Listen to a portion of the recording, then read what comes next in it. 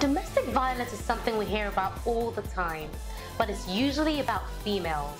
On today's show, we're going to be talking about male domestic abuse. It's a topic we hardly hear about. And also, would you stop being friends with somebody just because your partner is uncomfortable with it? Do they have a right to tell you who to be friends with? That's food for thought. I'm Vanessa, and this is Ladies Lounge.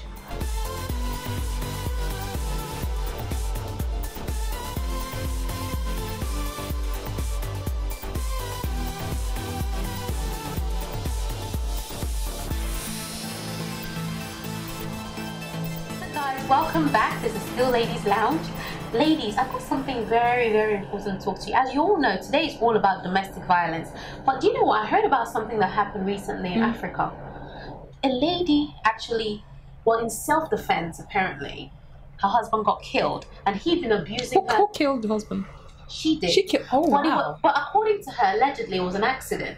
But apparently she'd been suffering from abuse for a long time from him. You know, he's always beating her, doing all sorts of things to her. But he doesn't work. She works, goes out to work, comes back, sells groundnuts and things like that. And you know, she's kind of like the breadwinner for the home. And then comes back and then suffers abuse from somebody who is not working. And they're barely this is even her living. story, isn't it? Yeah, that's her story, according to her. So like, well, again, she was suffering from abuse as usual, as she normally does. And then in the process of that, she grabbed a knife to defend herself. And apparently stabbed him and he died. He must have pushed her to the So Mr. Favor, what with that kind of situation, you know, we're going to have Mr. Favor later on the show telling us more about domestic violence from a male perspective. But for now, with this kind of situation in Africa as well, for that matter, with no witnesses, just you and the abuser together, no cameras, nothing. Right, at some point in your program, like you said, I might be talking much about the African thing. Yeah. Right. Assessing domestic violence victims, sometime or most time, you get the man or the woman who come to report to you, my husband did this, or that my wife did this and did that and did that. They make themselves look like the victims. Yes. But by the time you now carry out your professional assessment using the Respect toolkit, which we normally use, you find out that the so-called victim is actually the perpetrator. So some of them, which we have seen, you see people come around, pretend to have bruises and wounds, physical wounds, just to show off the police or the local authority that this is what my partner has been doing to me. But then they are actually the perpetrators. But that doesn't mean to say they are not sincere victims. They are. What do you think? I have a very personal, this is very personal to me because I've gone through domestic violence, and I think there was once my ex-partner, I was about to call the police on him, and he called the police first, and he was reporting to the police that I abused him just to, you know, to cover up. So I think it's very hard to say when there's no evidence. But I don't think anyone should wait till that happens. If you are in a domestic violence relationship, get out. If a man is abusing you, don't wait till you're on the news, for God's sake. You have children, you have your life, because if you're abused, there's no way you can live your life to the fullest. You're changing yourself, who you are for this person, and it's never enough. No matter what you do, the person will still continue. Even if you change yourself to exactly what they want you to be, they're not satisfied. So get out. Don't be on wait till you get on the news first. Please get out of that relationship. That's what I would say. And the parents or couples, they should always think about how their action affect their children. Because the children, they really go through a whole lot. We are very lucky in the UK. There are lots of numbers you can call. If you Google, you can get helplines for. When you call them, they will tell you what to do. So it doesn't take long. Just call them and say, "See, I think I'm being abused," and they will give you advice and support. And it's important to know you're not alone. Exactly. It's happening in your house. It's happening in another house. You're not alone. You're not isolated. Yeah, and impacts the kids. It's amazing how it impacts the kids. You know, so think about your children. You don't want to, because most of the time, boys or women who experience domestic violence tend to be abused themselves. So you are not helping your children stay. You are doing more damage than good to them. So get out and look for help. So guys, you know, like also, I don't know if you guys like go to church and stuff, but you know, like in church there's always things about forgiveness, and they encourage you to stay in an abusive relationship and pray. What do you like? What have you heard about that data? I haven't really, but I want to think that every person who is a Christian should be a Christian for themselves and not just for what the pastor says. You're the one in the relationship being beaten and being abused in all sorts of ways. And you know, you're the one wearing the shoes, you know where it pinches you. So you know how it is for you. That, you know, I mean, you want to be alive. There's something my pastor said. You know? He said if a man is abusing you, you report to them, they will call the police, arrest him, and then they'll give you advice. Sorry, can I Sorry, go ahead. Because we've had lots of clients, especially from African perspective, as well Nigerians, where they come, Nigerians and Ghanaians, when they come, say, oh, that my husband had deserted me or my wife had deserted me. So I now say to them, why? Even with all these children that you've got, why has all this happened?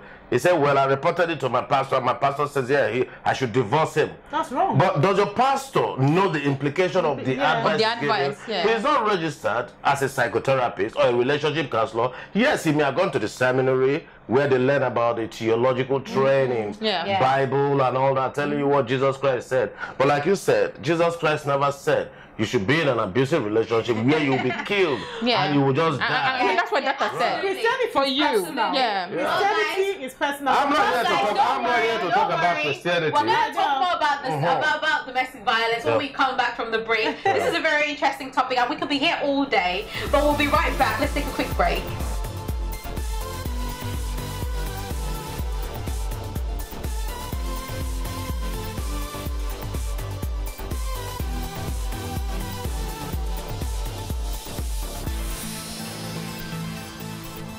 Welcome back. This is still Ladies Lounge, and as we said earlier on the show today, we have a very important topic to talk about, which is domestic violence. And this is not just domestic violence on women, which is what we're used to hearing about. This is domestic violence on men. Now, here with me I have our guest for today, Mr. Favour Alexander. Welcome to the show, sir, and thank you for your time today. Thank you very much. Nice being here. So I'm just going to let him tell us a bit more about what he does. So, sir. Yeah, thank you very much. My name is Favour Alexander, and I'm a professional psychologist. Looking at what we do, we offer help for male victims of domestic abuse. So we run a program that reach across the nation, even beyond. So basically, that is what we do. Okay. So, how many charities do you have? Because you said across the nation. Whereabouts can we find you? Right. In Leeds, that's where we are basically. But from Leeds, we have not been able to expand to places like Dewsbury, Bradford, Halifax, and then we've got in Wakefield as well. And then apart from that, we've really moved across the UK.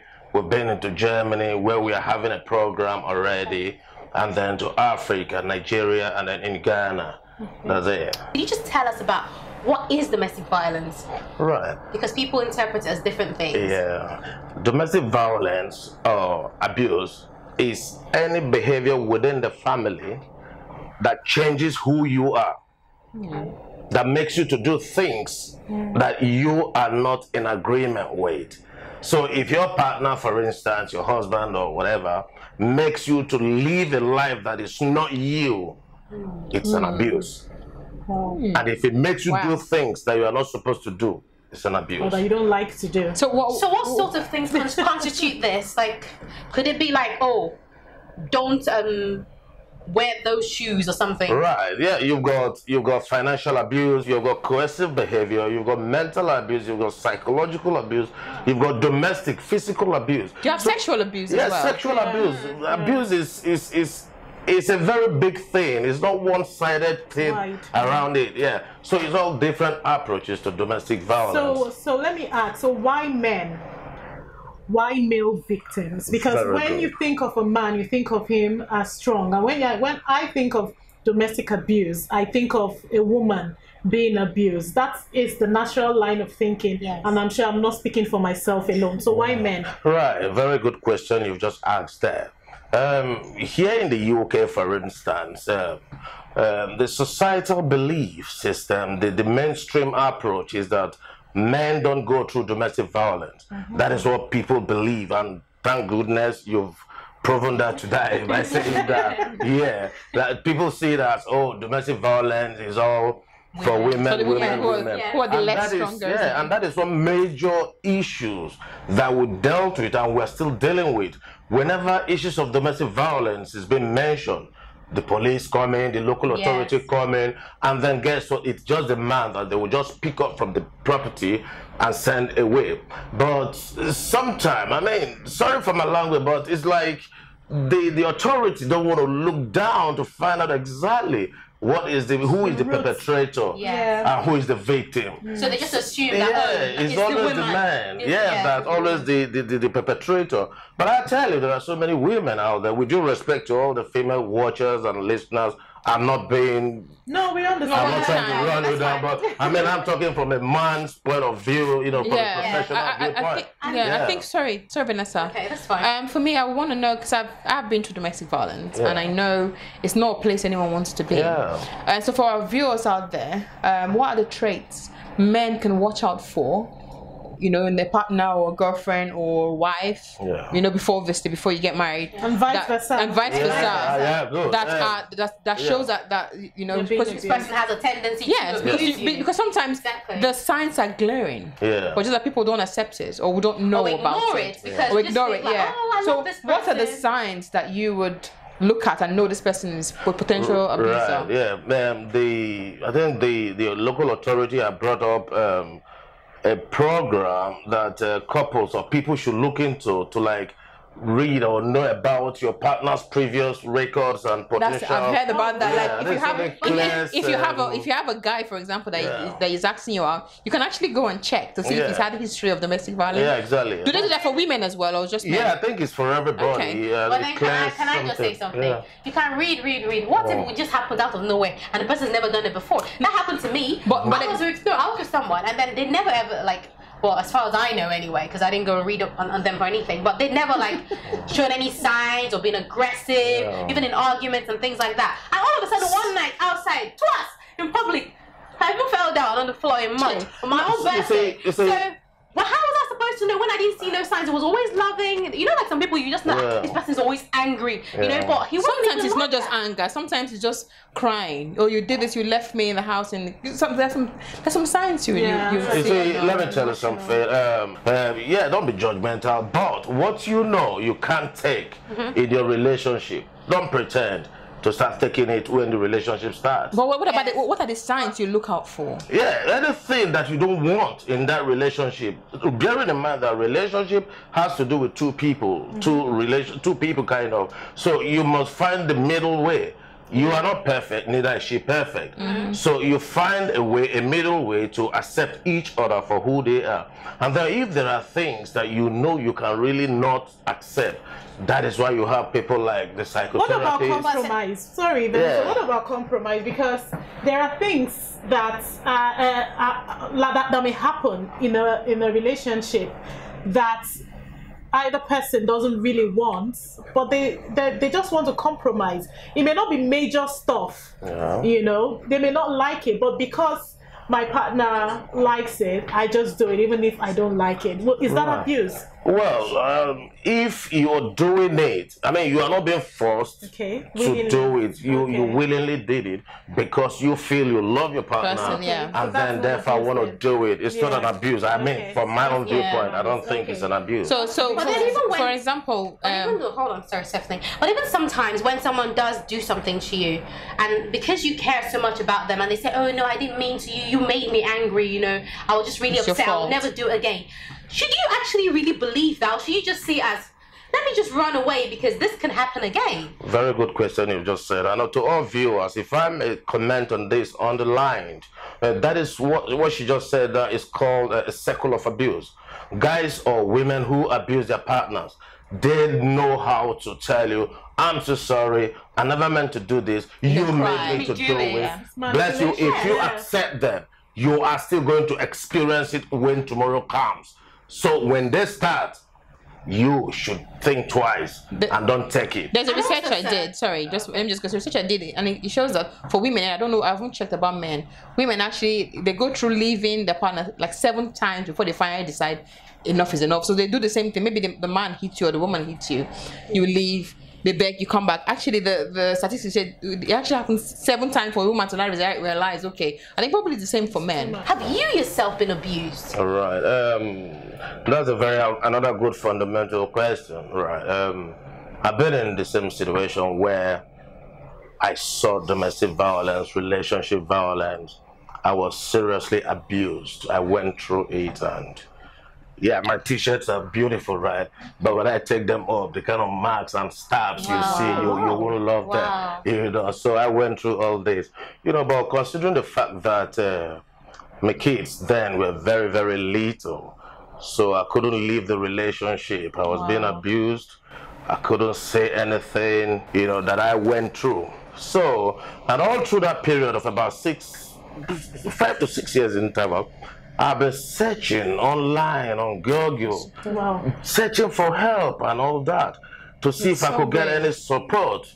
But all I could see was support for women, support for women. I mean, there was a day, one of the days that she broke my head and I was seriously bleeding and all that. So I had to ring up this number I saw on the on Google, you know, and then the person I spoke with was really mad at me. He says, look, you've got issues with yourself. You go and deal with your anger.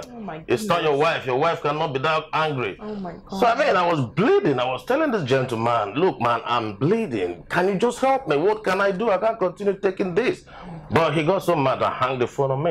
Because of that wrong impression that the society, the mainstream belief system present to us, that men are the macho, they should man up, they should big up, they should be the big guy. You know, so most of these women, sorry again to say not all women, but most of them that do all this abusive thing, they take that as an advantage because they know that if you speak, nobody will believe you. So I mean, we've got clients who come up and say, look, my partners have said it that, oh, if I say it out, that nobody's going to believe me, yet she continues doing all that. And then this gentleman will continue to suffer in silence.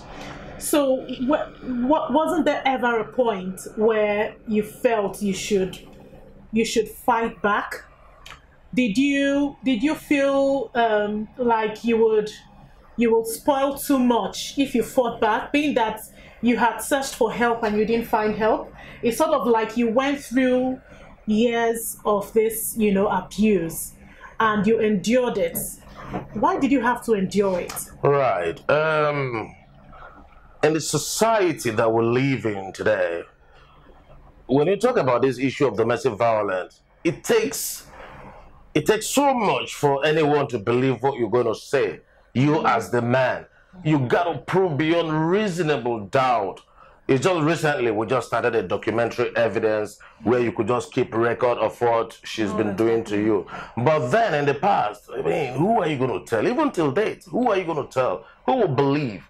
Who will believe you that this kind of woman is doing all this to you? So even when you go to the family court for the child care arrangement order and all that thing. Yeah, that's what I was going to say that, because I know if a couple break up, normally they automatically give rights to the mother and then give the man. Which is normal here. The man. So how do you? So it takes the grace of God for this man to be able to prove beyond reasonable doubt that he wasn't the abusive partner.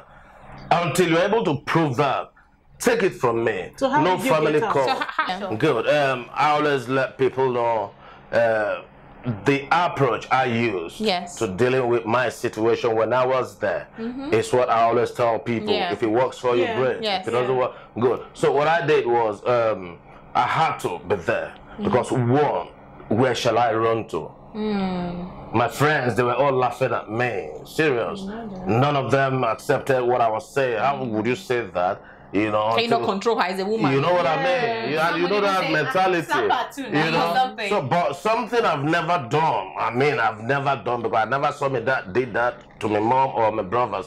Is to hit my wife.